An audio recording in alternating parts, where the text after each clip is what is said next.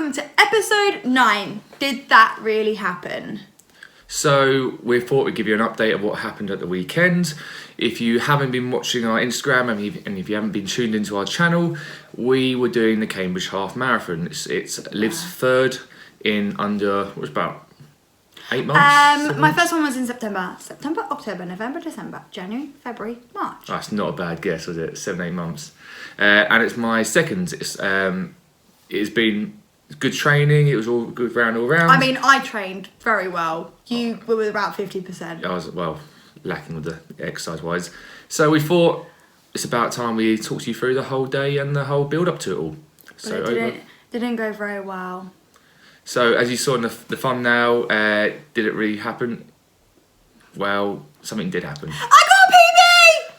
7 minutes off her time, smashing it. I did. Obviously Liv's very happy with the PB time. I'm even more happy with how she stepped past those barriers which previously have stopped her. The 8 mile barrier was no such thing. I didn't have Absolutely a single strop or a single tantrum. No. The reaction after the run, which I was a bit more worried about, again, wasn't an issue. I didn't pass out and I didn't vomit. And average times were brilliant, and she was smiling all the way. So all round, it was really good. It's been my quickest average time. It was single-handedly the most enjoyable run that I've ever done. So what we've also done, I'll just attach below the splits she did on her run herself. As you can see, very good. Only four went over the 10-minute targets we had per mile. Yeah, we and did they were very minimal. I think it was 10:24. We did try for to try and get every mile under 10 minutes, and that was good. But I don't know if you're local and watch this, or if you're not local and watch this, have been to Cambridge. The route was different this year, and it was much more through the colleges and in between the little alleyway. It was super, super narrow, and I think 3 of the 4 longest miles were when we were going through the colleges and stuff, where it's literally can't possibly go on the grass. There was no opportunity. You had to just really rein it back in. It was fair enough. For the 4 which they went up, it probably was the one slight incline going into Grantchester, yeah. And then the other 3 probably in the narrow pass, where you couldn't really get past anyone. The other ones, if you look at the rest of the times, you see they were smashing the 9 minutes. We were looking at bottom end of 9 minutes instead of the top end. So it felt so good. It almost came out of nowhere. You've been training really hard, it's been going really well, but we never really conquered the 9:45 area. And the first one was 9:09, and at first, maybe we thought, okay, we got off to a little bit too quickly here, but it just didn't really slow down that much. I didn't feel it. I didn't feel like I needed to slow down. I didn't feel like I needed to massively push through that mile either. I just kind of thought, okay, 5 more miles to go. If I carry on like this, I'm going to be okay. I was very thankful to see my family. So my dad and my brother and one of his really good friends came down to watch. Also, my mum's best friend, whose partner is battling with Alzheimer's, came down to support us. And then we have a couple of family friends who also came down, who have got a family member going through Alzheimer's. And we saw them maybe at 10 and a half. Yeah, right. 10 and a half. And they gave the loudest cheer. I know that I'm a bit of a foghorn, but at least I know where I get it from, because my dad belted his voice as loud as possible. And that was just really that boost that you needed, because with Cambridge's route never really overlapped or came back on itself. So we only saw them once going round, which was fine.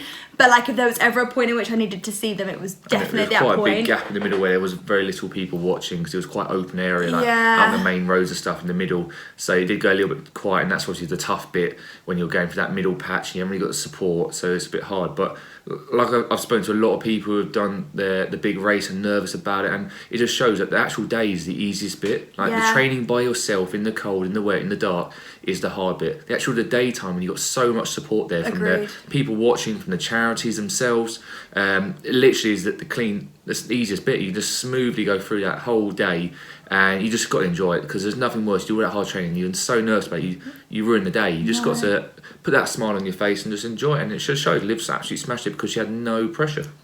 And it was really, really well organised. We want to say a massive thank you to all the volunteers who were the marshals throughout the course, St John's Ambulance that provided the medical cover. It was a really, really, really well organised race, given that there was 14,000 competitors there on the day. Everything was in from the order. the bag drops to And the toilets to the tents which will be put up by the charities and stuff like that. Everyone's is really well organised. Yeah, maybe like they were running a couple of minutes late on the waves going out, but you're there. You've got that many people, it's going to happen. But everything was provided, and like the outside tent, 'cause that's who we were running for. They had supplies before and after the race. They were very, very thankful. They had big like clusters of people, didn't they, dotted around with like their like inflatable bagger thingies. Yeah, the air tube thingies. Yeah, it was just phenomenal, and you have your name on the bib, so they were all saying your name and stuff, and it made me super, super emotional. So obviously we ran in memory of my granddad. But we just want to say a massive thank you to everyone who has donated. We actually all raised £800. £800 for Alzheimer's research, and we can't thank everybody enough for their kind clients, donations. Our friends, everyone. A huge amount of donations, especially a lot of it was quite last minute because we didn't really push it too much because Liv's done some fundraising before. I'd already ran for cancer research, and it just gets a little bit like sticky when you a bit samey all the time, isn't it? So a lot of it came from the goodness of their hearts and last minute when we knew how much hard work we've really been putting into this, and it has been hard. Like the amount of trying to fit runnings with your workouts, with the work shifts, with having a social life as well, but with both of us on quite strict diets, it's been a lot harder. But it showed a bit lighter. But the Lucozade and the jelly babies every now and then definitely help with my blood sugar. And keeps your mind up as well. Yeah, so much you look forward to the flag. I'm like, Strava, hurry up! I need that 1 mile marker because I need to eat something. But I think as well, like just being that little bit lighter definitely helped with me as well. I felt like a gazelle. But now that Cambridge Half is done, I really cope well with like some really good like off running now. Yeah, it is important when you're doing these sort of long distance runs to actually give your body a rest break. The sort of rule of thumb is a day per mile. So we're looking at least sort of 2 weeks to without any sort of high impact stuff in the legs, because that's a lot of battering. You're looking at like 2 hours, 8 minutes of continuous battering on those legs and those feet and those knees, hips. They need a rest break. And I hurt my toe. Yeah. So it is important to... The recovery is as good as the actual event itself. If you don't give yourself recovery, you're not going to be back to full health before you start training again. And if you're thinking of any future events anytime soon, you've got to be sensible about it. Yeah. So I had yesterday off. I'm more than likely going to have today off because I can't feel anything from the waist down.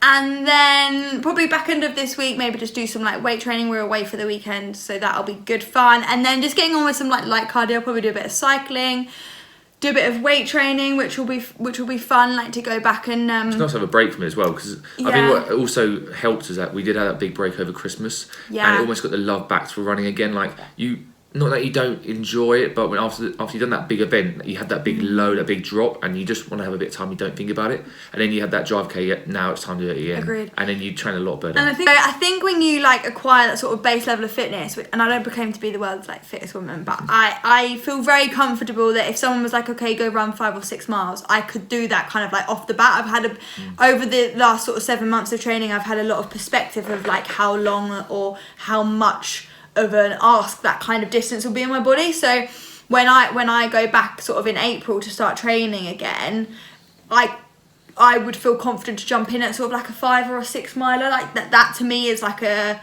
okay distance to start. I haven't got to start right back at like the 2 or the 3. Yeah, so I felt like the last training for the focus of Cambridge wasn't really actually the running or the pace on it. It was always focusing on 8 miles. Yeah, it's more like psychological. So it's like a different target. Like the first time was you just running half a marathon. The second time was trying to get quicker. Yeah. And then the third time was focusing on your mental side to it. I trained a lot better for Cambridge than I did my other ones as well. Like when I was training for Ealing, I went on a holiday for 10 days before. Probably wasn't the best thing. But I already had the holiday booked, so in my defence. And then between finishing Ealing and then jumping in ready to train for MK, didn't give myself a long enough recovery, so I had really, really bad shin splints. So I had to offload running for about 3 weeks, which on the grand scheme of things is actually quite a big period to have offloaded. So I had to cycle a lot, which it was a good substitute, but it's not ideal. So like I was going into MK potentially a little bit on the back foot, but then I gave myself a good like 3 and a bit weeks off after MK, because we did MK beginning of December and I didn't start back training until January because I just thought Christmas. And I really feel like that worked really well for me, and that's just kind of the mindset I'm going to do now, because I'm going to now not run for the rest of March, and then start of April, start introducing after this competition, then restart fresh and refocus on it then, because I'm a running fanatic now and I've booked another half marathon. Yeah, she's only gone and booked another one. Southend in June, we're coming for you. Yeah, so it'll be number 4 in under a year still. Yeah, maybe it's possible to get one more in before. Okay, let's not be barbaric here, hon. But definitely, and I do think target-wise for Liv would be a little bit more on just being a bit aggressive now with it. Like she showed on the run that how well you could do when you actually really pushed it. And I think we could knock those last 4 10s down to 9s. Agreed. Because I think a lot of maybe just where it was narrow, we didn't have control, but maybe a little bit laziness where we just held back a little bit. Where actually we could go, no, we got more in the tank. We could go for this. But I think it just comes with experience. Each half, I'm still learning about how to run a race. Yeah. And I'm very much this kind of like I love a plan. I love an idea, a process, I know exactly what's happening, that I don't want to go off too much, too fast, too quick, and then potentially not have anything in the reserve and then leave myself short. But I think maybe there's an element that I may just like hold back too much, because every time I cross the line, although I'm like, oh gosh, I've just run 13.1 miles, I'm like, oh, I think I could have just done a bit more. I think we were a bit shocked on that when we hit that 3 mile mark, and I think I was waiting for that kick in and go, okay, we've gone off maybe a bit too quick. And I never just seen Liv's face. It was just, there was no tears, there was no stress, there was no discomfort, and it was like actually we kicked off the right sort of speed, and maybe, and like I said, every marathon you've got better. So maybe in June in the South End we'll just focus on having that confidence that 1, we can run a half marathon, 2, we can run it at a good speed at the moment, and it's now just concrete, because it's going to be harder and harder every time to improve on your PB, because it's going to be smaller and smaller details. Yeah, like if you think I might have gone from my first half to my second, I knocked 15 minutes off the first, and then the second one I knocked 7 minutes off. So I've knocked it down by like 22 minutes, which on the running terms is huge. That I'm just now a little bit like, oh. Because like everyone at work was like, oh yeah, you're gonna do like a sub 2 hours. I'm like, no, I can't. And it's amazing how like it's just little things, like people's like limb length really plays a part in this. Like there was people who were I would probably say heavier than me, who were taller, men as well, who were taller. And honestly, if they were running next to me, I was doing like 5 strides, like they're one like elongated, like they were floating. That I was literally busting a gut to try and keep up, but you've run your own race. That's the main thing. That is very true. And but we're very pleased, aren't we? Yeah. Very pleased. Just got to focus on the recovery and train bigger and better this time as well to hopefully improve. Fingers crossed. Yes. So we just got the last couple of weeks of my competition, which didn't get affected by the run. I made sure nutrition-wise, I just increased and changed my breakfast. So I went for a porridge option on a Sunday, which normally is an omelette, and it's quite heavy, 150 grams of oats, which to anyone else sounds which is dry, a lot. 150 dry grams of oats. But I needed a big belly full of carbs to keep me going through that, with a protein bar and a little bit of flavouring, almond milk as well, was lovely. And then I had those jelly beans and babies, just a couple, like 1 or 2 every couple miles, just to keep me ticking along. A couple? Yeah, I didn't have as many as you think you did. You were out of it, so you don't know what you're facing. But it was enough to just keep that sugary taste, keep me sort of motivated almost as well, because it was like a treat as I was running along. And then straight away finished, I went straight back onto meal prep while there, all recovering. I was eating there, having my meal prep. Drank water whilst we drank beer. Yep. And at dinner, again, I held back on sort of gouging over loads of food, instead just had my normal portion amount, and I ended up losing a little bit of weight, which was good. So yeah, so going well. So 24 days out now, and we are getting close. It's getting close. I'm nervous for him. So yeah, hopefully come April the 4th, when it's all done, we'll have to set some new challenges. We've got the half marathon in, we'll have to set some more little mini ones, keep you entertained. Yeah, definitely. And, but yeah, it's going very well for all of us. We just thought we'd give you a little bit of an update update this week just because obviously the half was just super nice and fresh. Hope you enjoyed our little bit of an update. If there's any sort of tips or any advice that you may need if you're planning to run London Marathon, if it all goes ahead, or if you've got any halves planning, you would like some advice, or even just a chinwag, we love a chat. Please don't forget to comment on the feed below.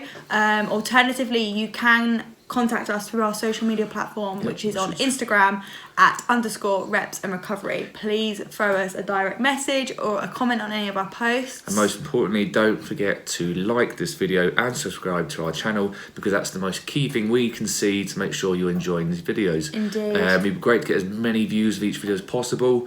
And yeah, we just love doing these videos and we wouldn't want to stop, so hopefully you're enjoying them too. Subscribing to the channel means that you'll be the first people to see the episode, because it always gets posted. Always gets posted on YouTube with a notification before it goes on our Insta.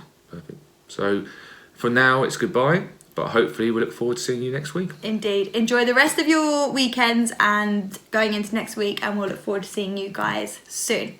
See you later. Bye.